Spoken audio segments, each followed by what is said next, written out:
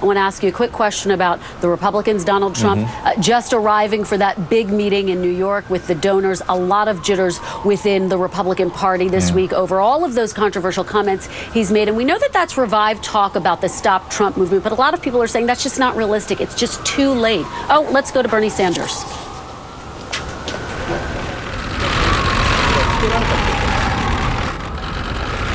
Thank you all.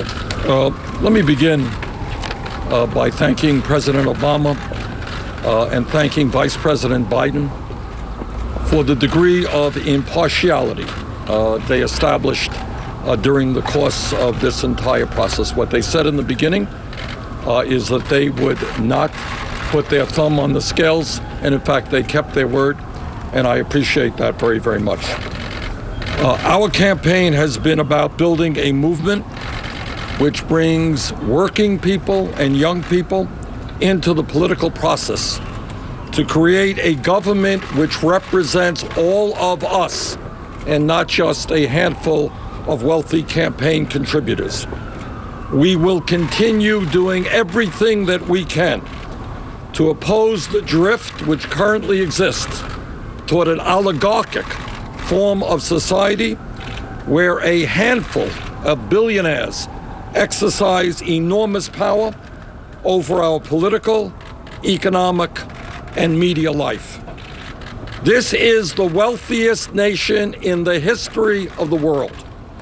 We should not be having millions of senior citizens and disabled veterans struggling to put food on the table because of inadequate Social Security benefits.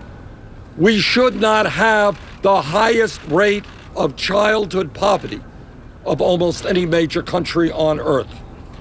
We should not be having Americans in inner cities, in rural communities, on Native American reservations who have life expectancies lower than many people in third world countries.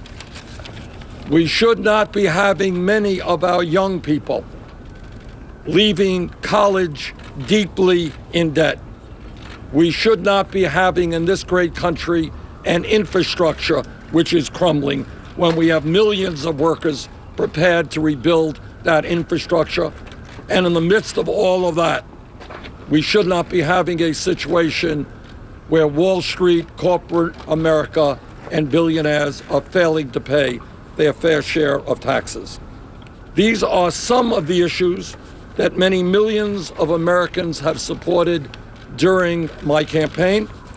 These are the issues that we will take to the Democratic National Convention in Philadelphia at the end of July. Donald Trump would clearly, to my mind, and I think the majority of Americans, be a disaster as President of the United States. It is unbelievable to me, and I say this in all sincerity, that the Republican Party would have a candidate for president who in the year 2016 makes bigotry and discrimination the cornerstone of his campaign. In my view, the American people will not vote for or tolerate a candidate who insults Mexicans and Latinos, who insults Muslims, who insults African Americans and women. Needless to say, I am going to do everything in my power, and I will work as hard as I can to make sure that Donald Trump does not become president of the United States. I will, of course, be competing in the D.C. primary, which will be held next Tuesday. This is the last primary of the Democratic nominating process. The major point that I will be making to the citizens of the District of Columbia is that I am strongly in favor of D.C. statehood. The state of Vermont, which I represent, has about the same number of residents that Washington, D.C. has, except we have 2 United States senators and 1 congressman with full rights, while D.C. does not. That does not make any sense. Also, I look forward to the full counting of the votes in California, which I suspect will show a much closer vote than the current vote tally. I spoke briefly to Secretary Clinton on Tuesday night, and I congratulated her on her very strong campaign. I look forward to meeting with her in the near future to see how we can work together to defeat Donald Trump and to create a government which represents all of us and not just the 1%. Thank you very much. Senator Bernie Sanders wrapping comments after his extensive meeting at the White House here with President Obama, praising President Obama and Vice President Biden for maintaining a degree of impartiality, not putting their thumbs on the scales, reiterating some of his key policy platforms on Wall Street, on poverty, and ending his speech by saying he looks forward to working with Secretary Clinton.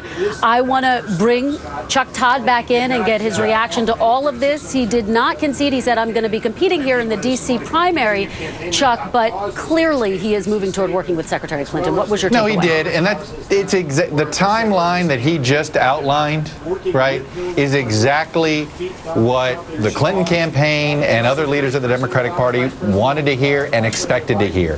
Nobody that I had talked to over the last week expected Sanders to get out this week and endorse this week. They all knew what was sitting out, that there was a way for him to delay this a week, which was the D.C. primary being 1 week later. So the expectation was he's not going to feel pressure. And I'll be curious, but I will be mildly surprised if either Obama or Biden officially endorses Clinton before next Tuesday. And I think that if I were to read between the lines, that's what I heard. We sort of now have a timeline. We know what they're going to do. D.C. primary. After that, he'll meet with Clinton, and then I'm guessing, there'll be some big area. My guess is whatever swing state they think they need the most Sanders supporters. Maybe it's a Pennsylvania, maybe it's an Ohio. And then that's where you'll see. Maybe it'll be Michigan. Maybe you go to the biggest state that he won. Maybe you go there, and then that's where they have their event. But to me, I read between the lines, and it's clear where this is headed. But he's also saying, "Hey, I want to give me a shot at the D.C. primary." And Chuck, just finally, before I let you go, this is as much about Senator Sanders supporters, right? Allowing them to acknowledge what has happened, grieve what has happened. He has a big event here in D.C. tonight, and it's about allowing them to finish this, right?